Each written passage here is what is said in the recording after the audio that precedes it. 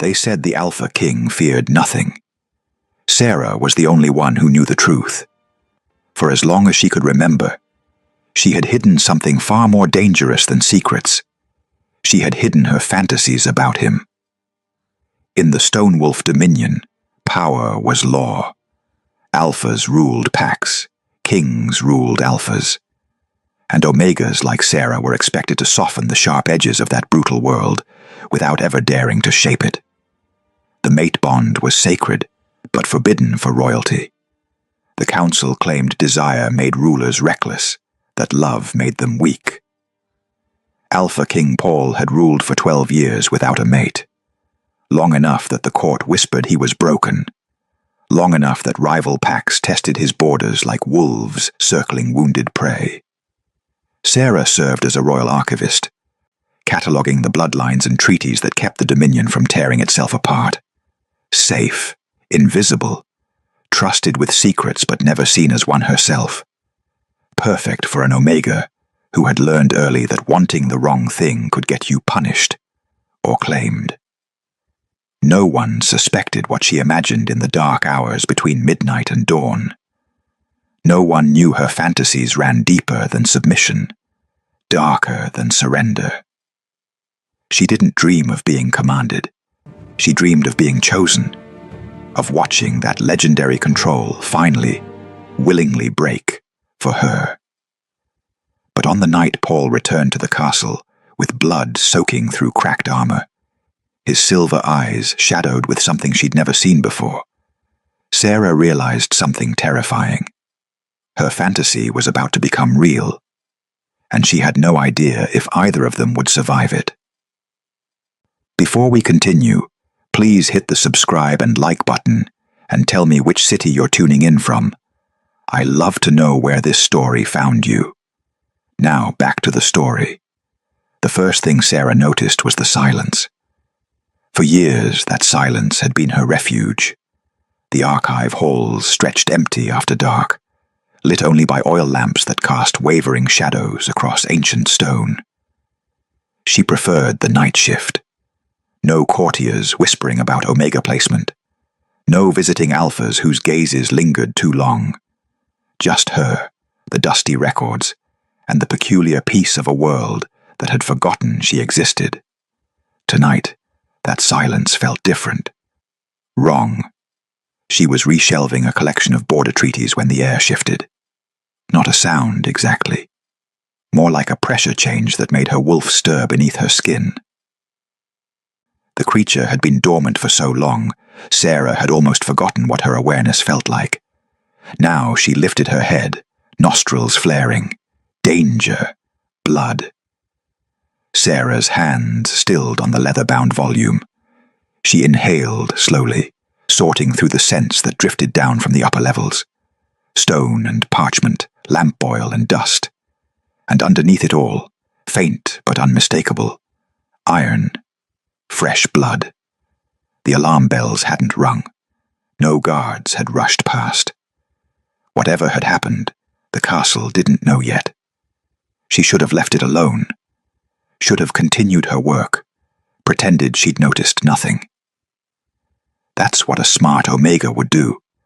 The kind who understood that curiosity could get you killed, or worse, noticed. Instead, she followed the scent. The lower archive corridors twisted like a maze, narrow passages carved from the mountain itself. Sarah moved through them by memory more than sight, her soft leather shoes silent on stone, worn smooth by centuries of footsteps. The blood scent grew stronger. Her pulse quickened. She rounded a corner and stopped. Alpha King Paul leaned against the wall, one hand pressed to his side, where blood seeped dark between his fingers. His armor hung in cracked pieces, revealing tears in the leather beneath. His breathing came shallow and controlled. Too controlled. Even wounded, even alone, he held himself like a drawn blade. Their eyes met. For a moment, neither of them moved. Sarah watched his pupils dilate, watched him process her presence, with that unsettling focus that made him so dangerous. Paul noticed everything. hesitations, breathing changes, the tiny betrayals the body made before the mind could catch up. He was noticing her now. "You shouldn't be here," he said, his voice rough with pain.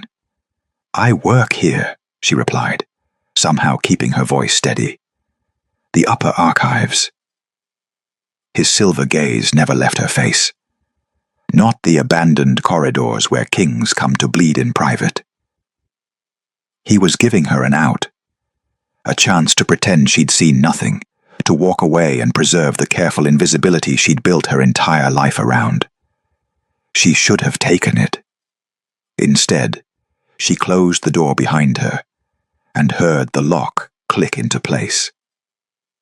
The sound of the lock echoed in the narrow corridor like a verdict. Sarah's heart hammered against her ribs as she turned back to face him. The Alpha King hadn't moved, but his eyes had darkened, that predatory focus sharpening into something that made her wolf press low and still inside her chest. "That was foolish," Paul said quietly. "Probably." Sarah crossed the space between them, each step feeling like a choice she couldn't take back. "Let me see the wound."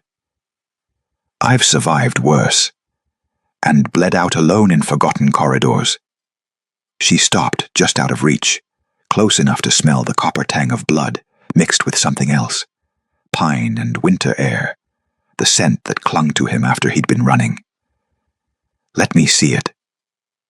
For a long moment, he simply watched her. Then, slowly, he removed his hand from his side. The gash ran deep across his ribs, the edges ragged as if something had torn rather than cut. Blood welled thick and dark, soaking into the ruined leather of his undershirt. Sarah's breath caught. This wasn't a training accident. This was an ambush. "Who did this?" she asked, already moving closer. "Assassins." "3 of them." His voice remained steady despite the blood loss. "I dealt with them." Clearly. Sarah pulled a clean cloth from her archival supplies, meant for handling delicate documents, now pressed against a king's wound. "This needs stitching." "In the morning, the royal physician will ask questions you don't want to answer." She applied pressure, feeling him tense beneath her hands. Muscle and heat and barely restrained power. "That's why you came here instead of your chambers." Paul's jaw tightened. "You're perceptive." "I'm an archivist. I notice what doesn't fit the pattern." Sarah kept her eyes on the wound, not trusting herself to look at his face. Not this close. Not with her hands on his skin. 3 assassins shouldn't have gotten past your guard, which means someone let them in. "That," he said softly, "is a dangerous conclusion to voice aloud." "Then it's fortunate we're alone in an abandoned corridor where kings come to bleed in private." Something shifted in the air between them. Sarah felt it like static before a storm, that electric awareness that made her too conscious of every breath, every heartbeat. She was close enough to feel the heat radiating from his body, despite the blood loss. Close enough to see the faint scar along his collarbone, the one that disappeared beneath his collar. She'd memorized that scar in her fantasies. Paul inhaled slowly, and Sarah realized her mistake. Her scent, the shift in her breathing, the way her hands trembled, not from fear, but from the sheer proximity to something she'd wanted for so long. "You're afraid," he observed, but it wasn't a question. It was a test. "Yes," she lied. "No." His hand came up slowly, deliberately, giving her every chance to pull away. His fingers touched her chin, tilting her face until she had no choice but to meet his eyes. "Fear has a scent. This isn't it." Sarah's pulse thundered in her throat. She should step back, should lower her eyes, should remember that alphas, especially kings, could sense desire the way wolves sensed weakness. But she'd already locked the door, already crossed every invisible line that kept Omegas safe and invisible. "You're imagining something," Paul said quietly, his voice dropping to that register that made her knees weak. "Right now, in this moment." The words hit her like a physical touch. He knew. Somehow, he knew. "No," Sarah whispered, the lie tasting bitter on her tongue. His thumb brushed her jawline. The touch feather-light but devastating in its restraint. "I can feel your pulse racing. See your pupils dilate. Scent the shift in your—" He stopped himself, something flickering across his face. Not hunger, something darker. "Tell me to leave you alone, Sarah." It was the first time he'd ever spoken her name. She should have said yes, should have used the escape he was offering, should have remembered that her fantasies were meant to stay locked in her head, where they couldn't destroy her. Instead, she pressed the cloth more firmly against his wound and said, "You're still bleeding. We need to move you somewhere safer." For a heartbeat, neither of them breathed. Then Paul's hand dropped from her face. "There's a storage room, 3 corridors east. No one uses it. I know the one." Of course she did. She knew every forgotten corner of these archives.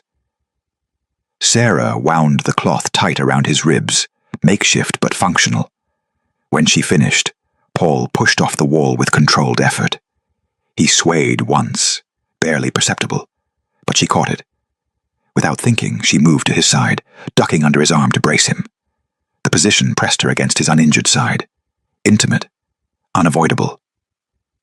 "I can walk," he said. "Then walk." But Sarah didn't move away. Neither did he.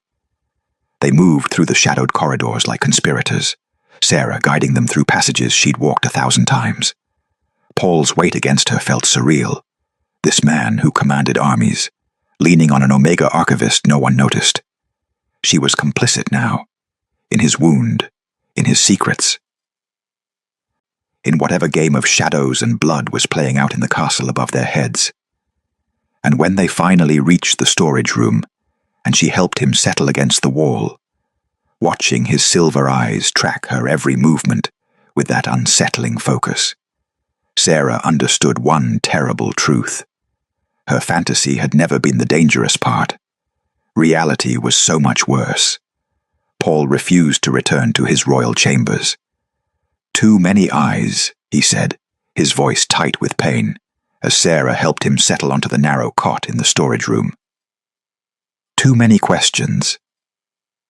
"Then where?" Sarah asked, though she already suspected the answer, made her pulse quicken, for reasons that had nothing to do with concern. "My private study, the one in the East Tower." His silver eyes met hers in the dim light. "No guards, no servants, just me.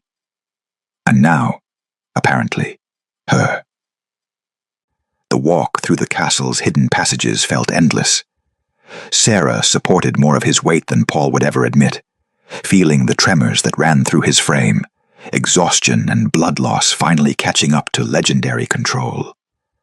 By the time they reached the tower study, dawn light was bleeding gray through the narrow windows. The room was nothing like she'd imagined. No grand throne or display of power. Just worn leather chairs arranged before a massive stone hearth, shelves crammed with books and maps, a desk buried under reports. It looked lived in, human. "Sit," Sarah commanded, guiding him toward the chair closest to the fireplace. Paul actually obeyed, which told her exactly how badly he was hurting. She found clean cloth and water, medical supplies tucked in a cabinet that suggested this wasn't the first time he'd tended his own wounds in secret. The thought sent ice through her veins. How many times had the Alpha King bled alone, rather than show vulnerability? Sarah knelt beside his chair and began cleaning the wound properly. The gash looked worse in better light, deep and vicious, the kind that would scar. Her hands worked with steady precision, years of careful archival work, translating into surprisingly competent field medicine. "You're good at this," Paul observed, his voice low. "I'm good at being careful." Sarah didn't look up. Safer to focus on the wound than his face. "It's how invisible people survive." "You're not invisible." Her hands stilled. "To you, maybe. Right now. Because you need help." "No." Something in his tone made her look up.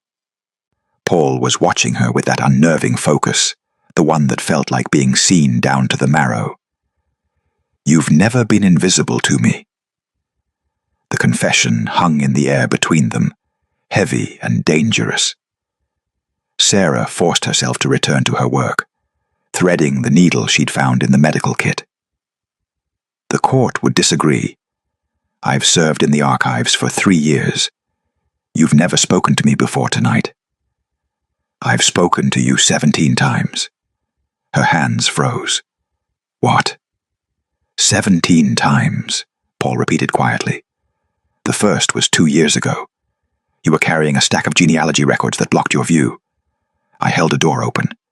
You thanked me without looking up."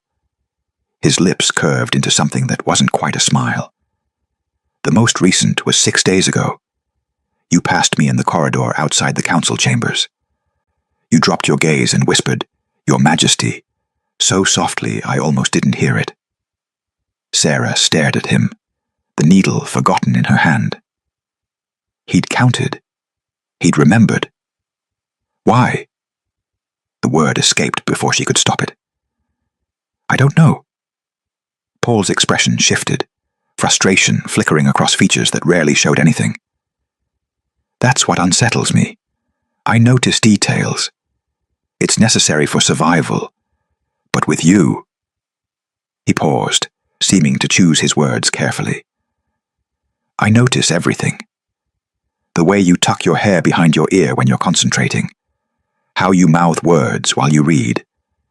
That you take the night shifts because you prefer the silence." "You're describing surveillance," Sarah said, though her voice came out breathless. "I'm describing observation." His hand rose slowly, giving her time to pull away, before his fingers caught a strand of her hair. "There's a difference." Sarah's heart hammered. She should move, should remember her place, should— "How do others look at you?" The question tumbled out unbidden. Paul's hand dropped. For a moment, something raw flickered across his face. With fear, with calculation, with the weight of what they want from me. He leaned his head back against the chair, exhaustion carving lines around his eyes. The court sees a crown, the packs see a weapon, the council sees a problem to be managed. "And what do you see when you look in the mirror?" The question seemed to surprise him. Paul was quiet for a long moment, firelight casting shadows across the brutal architecture of his face. Someone trying very hard not to become the monster everyone expects. The honesty of it struck her like a blow. Sarah had spent years imagining what lay beneath his control, but she'd never considered this, that his restraint wasn't just discipline, but desperate prevention. That he feared himself more than anyone feared him. "You're not a monster," she said softly. "You don't know that. I know you gave me 17 chances to see you as human." Sarah resumed stitching, her hands steady despite the trembling in her chest. A monster wouldn't bother counting. Silence settled between them, broken only by the crackle of fire and the whisper of thread through skin. Paul didn't flinch as she worked, but she felt the tension in him, not from pain, but from proximity, from being seen in return. When she finished, Sarah tied off the final stitch and sat back. "Done. You'll need to rest and— stay." The word stopped her mid-breath. "Just—" Paul's eyes met hers, and for the first time she saw something unguarded in that silver gaze. "A little longer, please." It wasn't a command. It was a request, and Sarah, who had spent her entire life being careful, being invisible, being safe, found herself settling onto the floor beside his chair without a word. Outside, the sun continued its slow rise over the Stonewolf dominion. Inside, something far more dangerous was awakening between an Omega who hid her fantasies and a king who noticed everything. Sarah stayed for 3 days. Not continuously. That would have sparked rumors even the castle's thick walls couldn't contain. But she returned each evening after her archive shift ended, slipping through the hidden passages with supplies and fresh bandages, pretending this was merely duty and not the slow unraveling of every defense she'd ever built. On the second night, Paul asked her to read to him. "The wound makes it difficult to focus," he said, though Sarah suspected the truth was simpler and more devastating. He was lonely. She chose carefully from his collection, avoiding romantic epics and settling on the founding of the Northern Pax, a dry political history that should have been safe. It wasn't. "And so the Omega Accords were signed," Sarah read aloud, firelight dancing across the ancient pages, establishing that unmated Omegas of breeding age would be held in trust by the Council, distributed to strengthen territorial alliances and ensure Pax stability. Distributed? Paul's voice cut through the crackling silence, sharp with disgust. As if they were grain stores. Resources to be allocated. Sarah's fingers tightened on the book. It was a different time.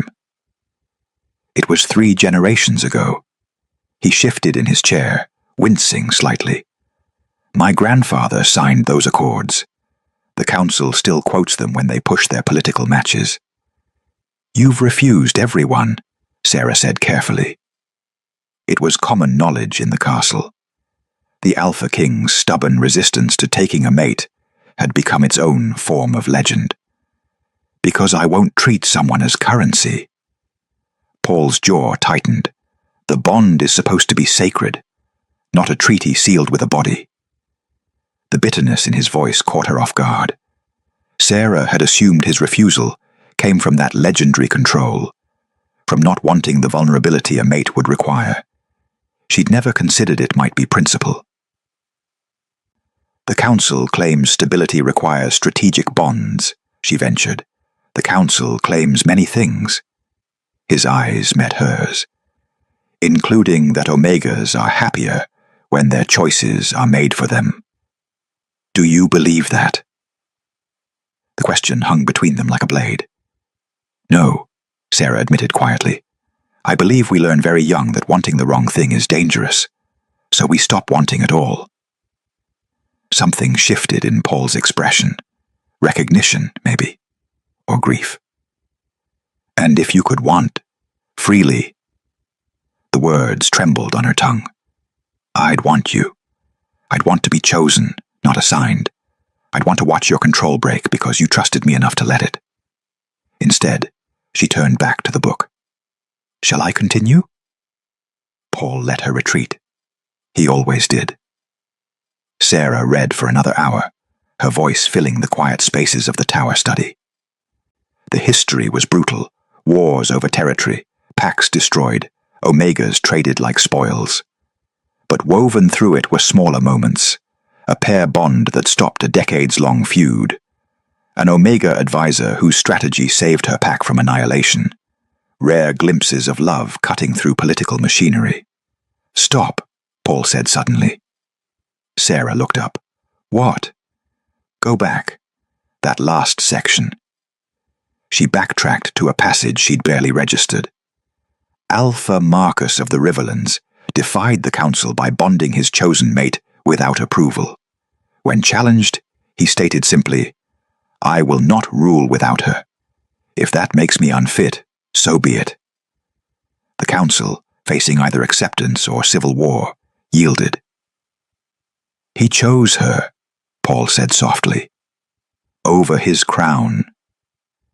Over everything. He almost lost his kingdom. But he didn't lose her. Paul's gaze remained fixed on the fire. That's the part the Council never mentions, that sometimes the thing they call weakness is actually the only honest strength we have. Sarah's breath caught. She understood suddenly that they weren't just talking about history anymore. The silence that followed felt different, charged with all the things neither of them could say.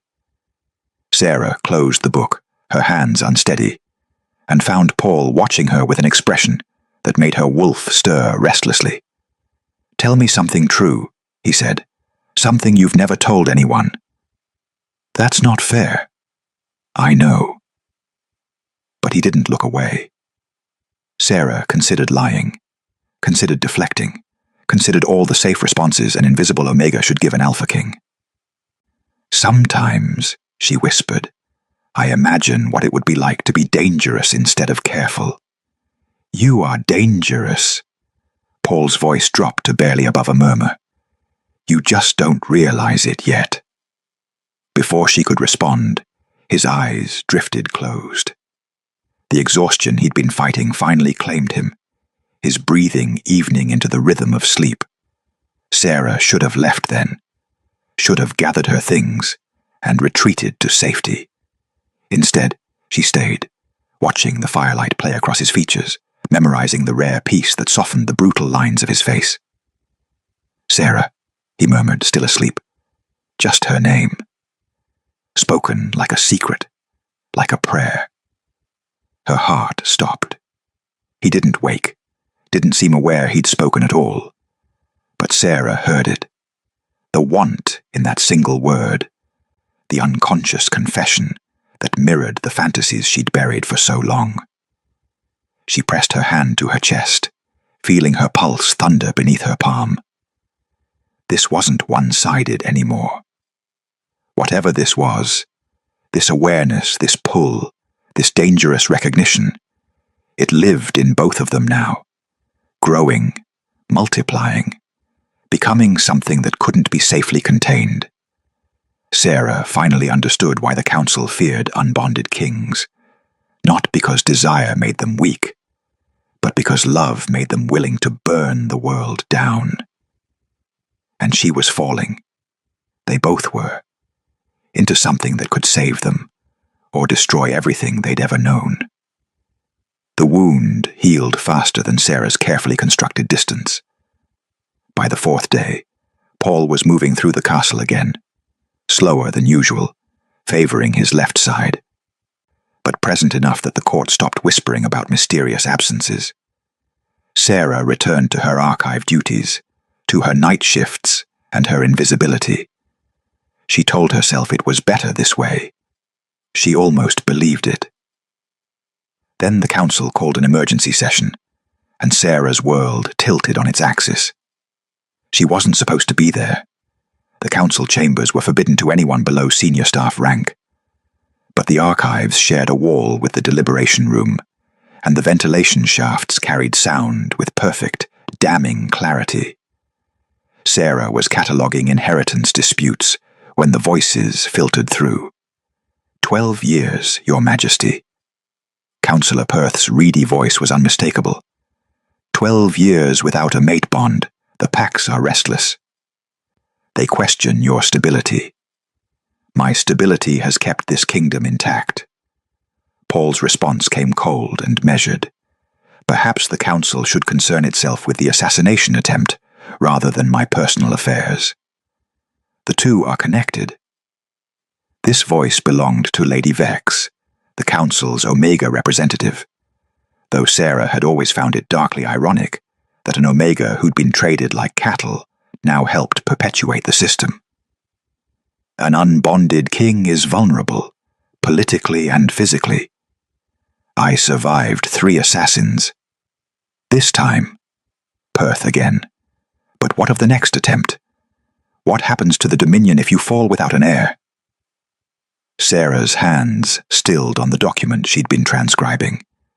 She knew she should move away, should give them privacy, but her feet had forgotten how to move. "We've prepared a list," Lady Vex continued. "Suitable Omegas from the major packs, strong bloodlines, politically advantageous matches.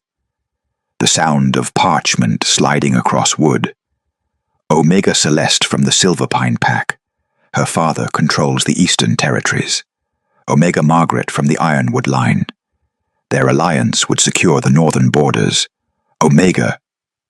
No. The single word cut through the recitation like a blade. Your Majesty, Perth said carefully, you cannot continue refusing. I can refuse as long as these suitable Omegas are presented like livestock at auction. Paul's voice had dropped to that dangerous register Sarah recognized. Find me a list of intelligent, capable individuals who have agency over their own lives, and I'll consider it. Bring me another roster of political pawns, and I'll have you removed from this council. Silence crashed through the chamber. You're being unreasonable, Lady Vex said finally. The bond isn't about personal preference. It's about duty. Then perhaps, Paul replied, duty and I need to renegotiate our terms. Sarah heard him leave, footsteps sharp and angry, the council chamber doors slamming with enough force to rattle the ventilation grate. She should have felt relief, pride even, at his refusal to treat Omegas as commodities. Instead, ice settled in her stomach, because Perth's voice drifted through again, quieter now but sharp with calculation. He's protecting someone. Impossible, Lady Vex scoffed. We monitor all his interactions. There's been no one. Then explain his sudden interest in the welfare of unbonded Omegas. Explain why he's been spending evenings in the East Tower study, when he's always preferred his royal chambers. The assassination attempt was 3 days ago. His wound is healed, yet he continues to avoid his usual quarters.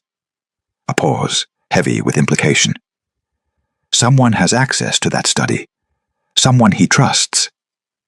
Sarah's heart hammered against her ribs. You think he's already chosen? Lady Vex sounded intrigued rather than concerned. Without council approval? I think, Perth said slowly, that we need to identify every Omega who's had private access to the Alpha King in the past week. And we need to do it quietly. Sarah backed away from the ventilation shaft, her hands shaking. She'd been so careful.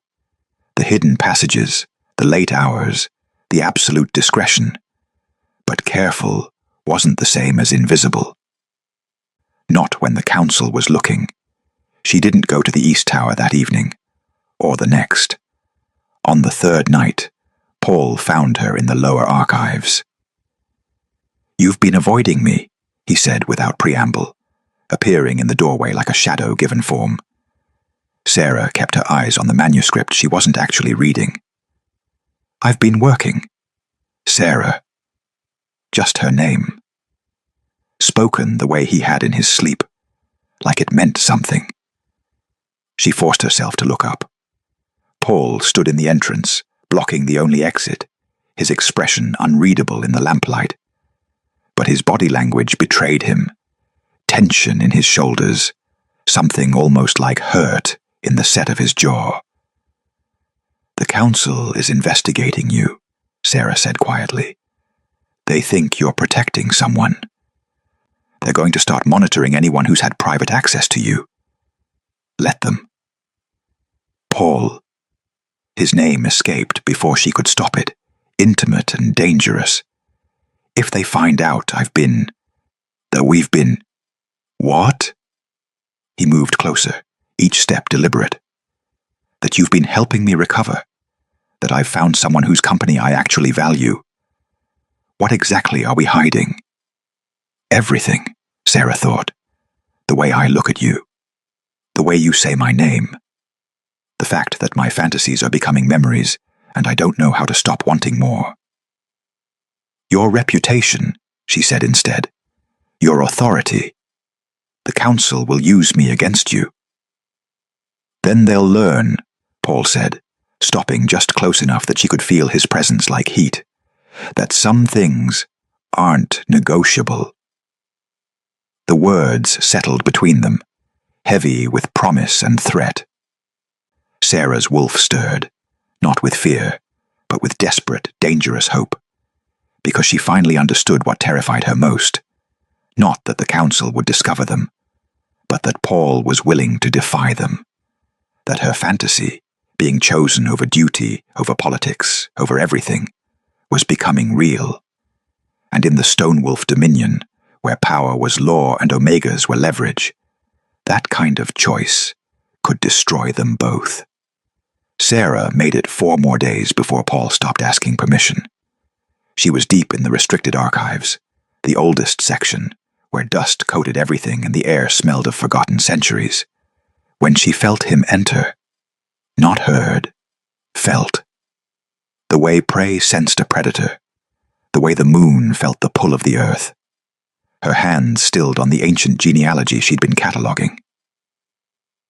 "You can't keep running from me in a building I own," Paul said from somewhere behind her. Sarah didn't turn around. "I'm working." "You're hiding." "Maybe they're the same thing." She heard him move closer, footsteps deliberate on the stone floor. The archive stacks were narrow here, barely wide enough for 2 people to pass. Sarah was effectively cornered between shelves that stretched from floor to ceiling, their contents pressing in on all sides. "The council questioned 3 omegas today," Paul said, his voice carrying an edge she'd never heard before. "Kitchen staff who'd brought meals to the East Tower. They're hunting Sarah." "Then stay away from me."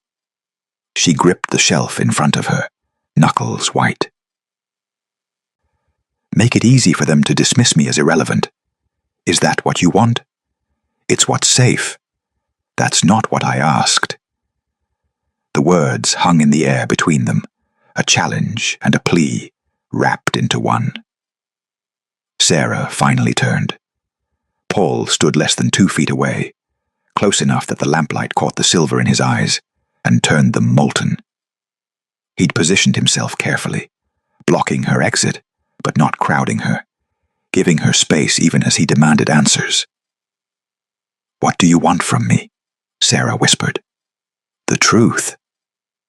Paul moved closer, one hand bracing against the shelf beside her head. Not touching. Never touching without permission. But close enough that she could feel the heat radiating from his body, smell the pine and winter that clung to him. "Stop pretending you don't feel this." "Feel what?" "Whatever it is that makes your pulse race when I'm near. That makes you catch your breath when I say your name. That makes you look at me like—" He stopped, jaw tightening. "Like what?" Sarah's heart hammered. "Like I'm not just a king. Like you see something worth wanting." The confession cracked through her defenses, like lightning through stone. Sarah stared at him, at this man who ruled through absolute control, who held himself back from everything, now admitting he'd noticed every small betrayal her body had made. "You think this is one-sided?" she said, the words escaping before she could stop them. "You think I'm the only one who—" "I know exactly what you imagine." Paul's voice dropped to barely above a whisper. "I can sense it, the shift in your scent when you look at me. The way your breathing changes. I notice everything about you, Sarah. Everything you try to hide." Heat flooded through her. Embarrassment and desire twisted together until she couldn't separate them. "Then you know why I have to stay away," Sarah said desperately. "You know what they'd do if they discovered—" "That you want me?" Paul's free hand rose slowly, giving her every chance to refuse, before his fingers caught her chin, tilting her face up until she had no choice but to meet his eyes. "That I want you back. That I've spent 12 years refusing political matches because the idea of touching someone I don't choose makes my wolf recoil." Sarah's breath caught. "Paul." "Say no," he said urgently, his thumb brushing her jawline with devastating gentleness. "Tell me to step back. Tell me this is just duty and proximity and loneliness. Tell me anything that will make me stop wanting you." "I can't." "Then tell me what you want. Please, Sarah, because I'm holding on by a thread, and I need to know if I'm alone in this." The words broke something inside her. The careful control, the years of hiding, the terror of wanting the wrong thing. Sarah's wolf surged forward, desperate and demanding, urging her to finally speak the truth she'd buried for so long. "I want—" Her voice cracked. She forced herself to continue. "I've imagined this. You, like this, close enough to feel dangerous." Paul's eyes darkened, but he didn't move closer. And in my fantasies, you lose control." The confession tumbled out, raw and honest and terrifying. "Not because I submit, not because you command, but because you choose to. Because you trust me enough to stop holding back." For a heartbeat, Paul didn't react. Then something shifted in his expression. Not hunger, but fear. Raw and visceral. "You don't understand what you're asking," he said hoarsely. "I understand perfectly." "No." His hand dropped from her face. "You imagine control breaking. I imagine becoming the kind of alpha who mistakes desire for entitlement, who takes instead of asking, who—" He stopped, breathing ragged. Sarah reached up slowly, deliberately, and placed her hand over his heart. Felt it hammering beneath her palm. "I'm not asking you to take," she whispered. "I'm asking you to choose." "There's a difference." Paul made a sound, half laugh, half broken exhale. "You're going to destroy me. Or save you. We won't know unless—" The bond hit like lightning. Not complete. They weren't touching skin to skin, weren't aligned in all the ways that would snap it into place. But Sarah felt it reaching, a golden thread spinning between them, pulling taut with recognition and want and years of denied possibility. Paul jerked back as if burned. "No." The loss felt like being hollowed out. "Not like this," he said roughly, putting distance between them with visible effort. "Not in secret. Not while the council is hunting. Not until you understand that choosing me means choosing danger." Sarah's wolf howled in protest, but the human part of her, the part that had learned to be careful, to survive, understood. "Then what?" she asked. Paul looked at her and Sarah saw everything in that gaze. Want and fear and desperate restraint. "Then we stop pretending this isn't happening," he said. "And we face what comes next together." The poisoning happened at dawn. Sarah was in the lower archives, cataloguing territorial disputes from the previous century, when the alarm bells shattered the morning silence. Not the standard pattern for drills or minor threats. This was the rapid, urgent clanging reserved for attacks on the royal family. Her wolf surged forward, instinct overriding caution. Paul. She abandoned her post and ran. The castle was chaos. Guards rushed through corridors, servants pressed against walls to let armed patrols pass, courtiers clustered in doorways exchanging frantic whispers. Sarah navigated the pandemonium with single-minded focus, taking servant passages toward the royal wing. A hand caught her arm. She spun, ready to fight, and found herself facing Commander Hayes, Paul's head of security, his scarred face grim. "You need to come with me," he said. Not a request. "What happened? Is the king—" "Alive, barely." Hayes pulled her into an empty corridor. "Someone poisoned his morning tea. He collapsed during the council meeting." Ice flooded Sarah's veins. "Who?" "That's what we're trying to determine." Hayes's eyes narrowed. "The tea service came from the royal kitchens. Standard protocol. But the poison was wolfsbane extract, rare, expensive, and requiring specific knowledge to prepare." The implication hit her like a physical blow. Wolfsbane, the herb she'd used for years, the herb she'd researched extensively in the archives. "You think I—" Sarah couldn't finish the sentence. I think, Hayes said carefully, that someone is trying very hard to make it look like you. The head archivist reported that restricted botanical texts were accessed from your station last week, texts detailing wolfsbane preparation. I was researching historical omega suppression methods.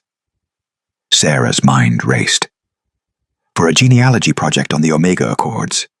It's all documented in my work logs. I believe you.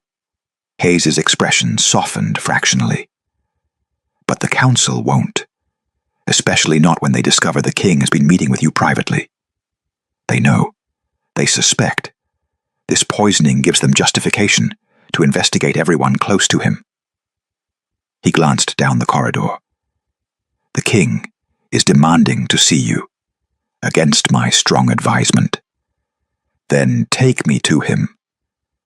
Paul was in his private chambers, surrounded by healers and guards, looking murderous despite the pallor in his face. When Sarah entered, his silver eyes locked onto her with such intensity, she felt it like a physical touch. "Everyone out," he commanded. "Your Majesty, you need—" A healer began. "Out." The room cleared within seconds. Sarah stood frozen as the door closed, leaving them alone for the first time since the archives, since the bond had nearly snapped between them. "You're alive," she said uselessly, "because I have a tolerance for wolfsbane that would kill most alphas." Paul's voice was rough, whether from the poison or something else. Years of building immunity to common assassination methods, paranoid perhaps, but effective. They think I did this. I know. He moved toward her, still unsteady but determined. "Which is why you're not leaving this wing." "Paul, I can't." "You can, and you will." He caught her shoulders, his grip firm. "Someone set you up." "Sarah, someone who knows about us, who knows it would destroy me to watch you be accused." The words hung between them, an admission neither could take back. "The council will call it proof you're compromised," Sarah whispered, "that your judgment is clouded by—" "By what? Caring whether an innocent person is executed for a crime they didn't commit?" Paul's jaw tightened. "Let them. You can't protect me against the entire council." Something dark flickered across his face. "Watch me." "Paul, I would burn this kingdom to ash before I let them touch you." The confession came out raw and honest and terrifying. "I hate that truth. I hate that they've made me choose between duty and—" He stopped, breathing hard. "And what?" Sarah's heart hammered. "And the only person who's ever made me want to be more than just a king." The weight of it crashed over her. This wasn't protection born from political calculation or abstract principle. This was personal, visceral, the kind of protective instinct that turned alphas dangerous. "You can't think like that," Sarah said desperately. "The kingdom needs you stable, rational, not what? Not willing to destroy anyone who threatens you?" Paul's laugh was bitter. Too late. A sharp knock interrupted them. Commander Hayes entered without waiting for permission, his expression grim. "We have a problem. Lady Vex is calling for the Omega archivist's immediate arrest. She's convinced half the council that the king is under undue influence." "Then convince them otherwise," Paul said coldly. "I can't. Not without revealing the extent of your association." Hayes looked between them. "They're voting on it now. If she wins, they'll take custody within the hour." Sarah felt the floor tilt beneath her. Custody, which meant interrogation, trial, execution, if they found her guilty. Paul's hand tightened on her shoulder. "Then we move her to the inner chambers. Post guards I trust personally. No one enters without my direct authorization. That will be seen as confirmation of her guilt, and of your compromise.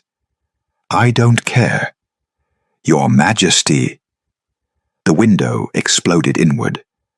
Glass shattered across stone as 3 figures in black dropped through, blades already drawn, professional, coordinated, and moving with the single-minded focus of trained killers. Not just assassins, an execution squad. Sarah registered the silvered edges of their weapons, designed specifically to kill Omegas quickly. This wasn't about Paul anymore. This was about eliminating her. Paul moved before she could scream, shoving her behind him as his wolf surged forward. His eyes flashed gold, canines lengthening as partial shift rippled through him. "Touch her," he snarled, "and I'll show you what an unbonded king is really capable of." The lead assassin smiled. "That's what we're counting on, Your Majesty." Then they attacked. The first assassin moved like water, fluid, fast, deadly. Paul met him mid-strike, catching the silvered blade bare-handed. Blood welled between his fingers, but he didn't flinch. Just twisted, snapped the assassin's wrist, and sent him crashing into the stone wall with enough force to crack bone. The second assassin went for Sarah. She saw the blade arc toward her throat, saw her death reflected in polished silver, and her wolf screamed in defiance. But before she could move, Paul was there, moving faster than should have been possible, his body a shield between her and the weapon. The blade scored across his shoulder instead of her neck. Paul's roar shook the chamber. The shift rippled through him, not complete, but devastating. His bones cracked and reformed, muscle and sinew expanding, claws extending from fingers that were no longer quite human. His eyes blazed pure gold, all traces of silver consumed by his wolf's fury. Sarah had imagined this moment 1,000 times in her fantasies. Paul losing control. The civilized veneer stripped away to reveal the predator beneath. Reality was so much more terrifying, and so much more beautiful, because even as his wolf surged forward with lethal intent, even as he tore through the second assassin with brutal efficiency, he never stopped positioning himself between Sarah and danger. Every movement was calculated to protect her. Every strike designed to end threats before they could reach her. This wasn't mindless violence. This was precision wrapped in savagery. The third assassin, seeing his companions fall, made a desperate lunge for Sarah, apparently deciding if he couldn't kill the king, he'd complete his actual mission. Paul caught him midair by the throat. "She is mine," he snarled, voice distorted by the partial shift, "and you will never touch her." The words reverberated through Sarah's chest like a claiming, primal and absolute. The assassin gurgled something, blade still raised. Paul's claws tightened. One sharp jerk, and it was over. Silence crashed through the chamber. Paul stood among the bodies, breathing hard, blood, his and theirs, staining his clothes and skin. His wolf still rode close to the surface, visible in the gold of his eyes and the tension in his frame. Dangerous, barely contained. He turned to Sarah. For a heartbeat, she saw the fear flash across his face, that raw terror of what she might see when she looked at him now. Not a king, not even a man, just a wolf who'd killed to protect what was his. Sarah closed the distance between them. "Don't," Paul said hoarsely. I can't." She placed her hand over his heart, felt it hammering beneath her palm, frantic and powerful. "I trust you," Sarah whispered. The words broke something in him. Paul made a sound, half sob, half growl, and pulled her against his chest, not roughly. Despite the blood and the violence and the wolf still riding his skin, his arms came around her with devastating gentleness. "You shouldn't," he said into her hair.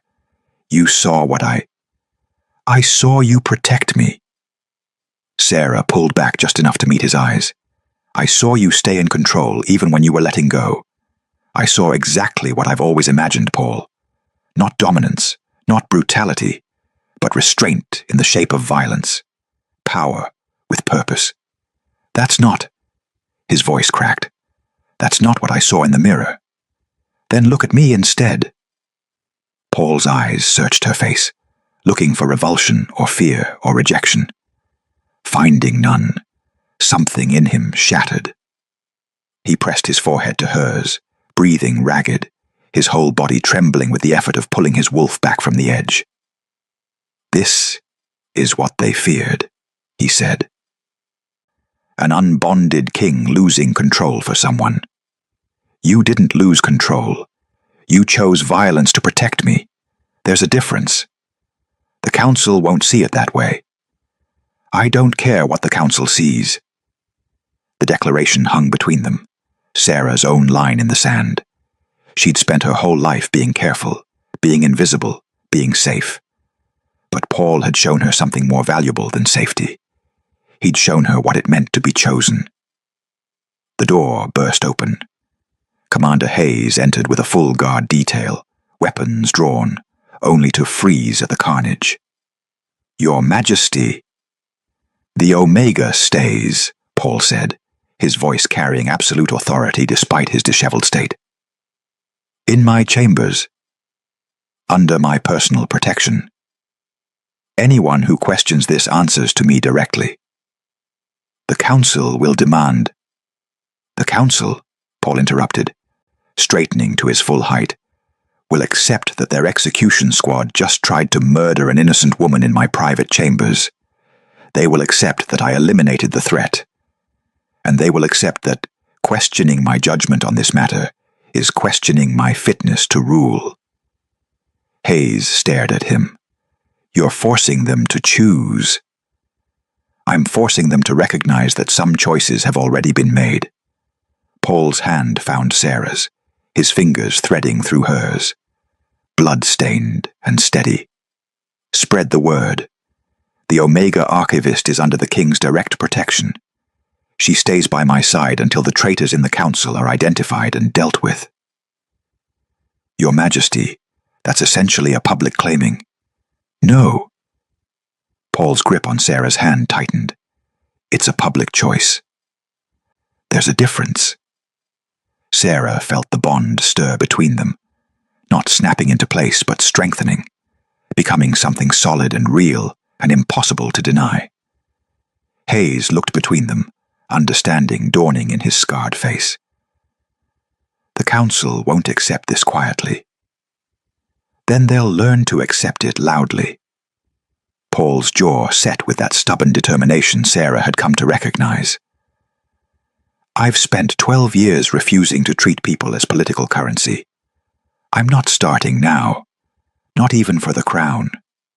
Especially not for the crown, Sarah realized, because somewhere between blood in the archives and violence in his chambers, Paul had stopped choosing between duty and desire. He'd simply chosen her. And in the Stonewolf Dominion, where power was law and kings were expected to sacrifice everything for stability, that choice was the most dangerous thing he'd ever done. It was also, Sarah thought as she squeezed his hand back, the most human. What now? She asked quietly. Paul looked at her, gold still flickering in his eyes, and for the first time since she'd known him, he smiled. Not the careful, controlled expression he showed the court, but something genuine and slightly wild and absolutely devastating. Now, he said, we see if the kingdom can survive an alpha king who finally stopped being afraid of what he might become. The council convened at sunset. Sarah stood in the gallery above the deliberation chamber, no longer hidden in ventilation shafts, but visible, positioned where everyone could see her. Paul had insisted, if they were going to tear her apart, she would face them directly. Commander Hayes had uncovered the conspiracy within hours. The poisoning, the assassination attempts, the manufactured evidence, all orchestrated by a faction within the council who believed an unbonded king was too dangerous to let live. Lady Vex had been the architect, but she hadn't worked alone. 3 council members were already in custody. 2 more had fled, but the remaining council still held power, and they were furious. "You've overstepped, Your Majesty," Councillor Perth said, his voice tight with barely concealed rage. "Harboring a suspect, killing trained guards." "Trained assassins," Paul corrected coldly, "who broke into my private chambers to execute an innocent woman. After members of this council poisoned me and framed her for it." "We had no knowledge." "Then you're either complicit or incompetent. Choose which you'd prefer to be remembered for." Sarah watched Paul command the room from his position at the head of the chamber. He'd cleaned the blood away, dressed in formal regalia that transformed him back into the Alpha King. But she could still see the wildness lurking beneath. The wolf that had killed to protect her, now barely restrained behind royal authority. "The Omega was investigated and cleared," Perth said. "We accept your judgment on her innocence, but her continued presence in your private wing is inappropriate. It suggests nothing. It states clearly." Paul's voice cut through the murmuring like a blade. "Sarah stays by my side, not as property, not as political leverage, but because I have chosen to keep someone I trust close during a period when half this council tried to murder me." "Your Majesty, we understand the assassination attempt has shaken you." "I'm not shaken. I'm finished." Paul's eyes swept the chamber, cold and merciless. "Finished with treating people like chess pieces. Finished with the fiction that my personal life is subject to council approval. Finished pretending that your obsession with controlling my bond status is anything other than a power play." The silence that followed was absolute. "You're the Alpha King," Perth said carefully. "Your bond affects the entire Dominion's stability." "Then perhaps," Paul replied, "the Dominion needs to learn that stability doesn't require sacrifice, that strength and choice aren't mutually exclusive." He paused, letting the words settle. "I will rule this kingdom with or without your approval, but I will not rule alone. Not anymore." "You're claiming her," Lady Marrow, one of the remaining loyal councillors, said quietly. "Without council approval, without political consideration." "No." Paul's gaze found Sarah's across the chamber. "I'm announcing that someone I respect has agreed to stand beside me. What we choose beyond that is ours alone." The distinction was subtle but crucial. Not a bond, not yet, but a public acknowledgement that shattered every precedent the council had built. "This is unprecedented," Perth sputtered. "Good," Paul said. "Perhaps it's time for new precedents." Sarah found Paul on the tower balcony after the council finally, reluctantly, disbanded. The moon hung heavy over the Stonewolf Dominion, casting silver light across a kingdom still reeling from the day's revelations. "You just declared war on centuries of tradition," Sarah said, stepping beside him. "I declared independence from it. There's a difference."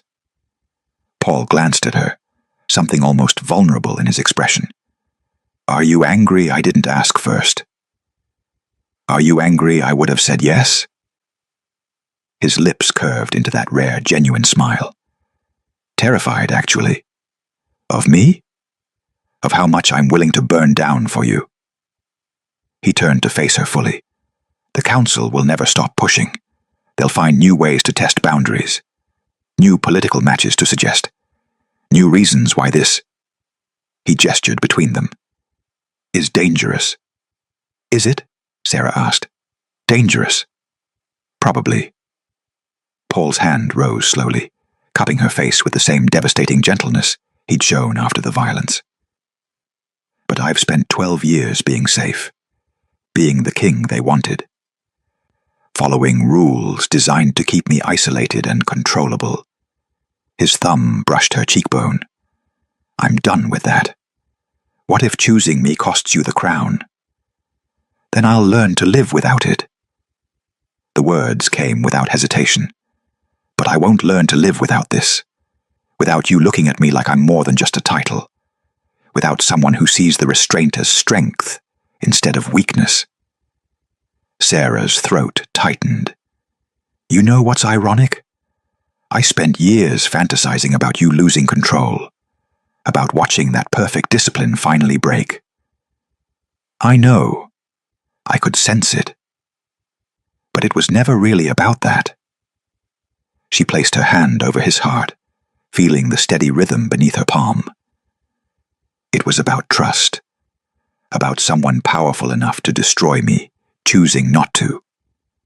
About control being a gift instead of a prison. You taught me that, Paul said quietly. You taught me the difference between restraint and fear, between strength and isolation. He pressed his forehead to hers. You taught me how to be human again. The bond hummed between them, still not complete, still waiting for their final choice, but strong enough that Sarah could feel his emotions bleeding through. Fear and hope and desperate, terrifying love. The council will call this weakness, she whispered. Let them. Paul's arms came around her, solid and sure. I've learned that some things are worth being weak for. That's not weakness. No. He pulled back just enough to meet her eyes. It's the strongest thing I've ever done. Below them, the stone wolf dominion stretched into shadow and moonlight. A kingdom built on power and hierarchy, and the careful distribution of control. A kingdom that would have to learn, slowly and painfully, that their alpha king had found something more valuable than absolute authority. He'd found choice. Sarah leaned into Paul's warmth, feeling the future unfold before them. Complicated and dangerous, and absolutely worth fighting for. Her fantasy hadn't made her weak. It had shown a king what strength really meant.